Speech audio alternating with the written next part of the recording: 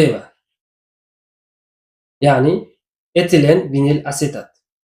Bu podoshvaning afzalliklari: eng yengil material hisoblanadi, yumshoq bo'ladi va amortizatsiyasi juda kuchli va mashinada yurganda bo'linib ketmaydi.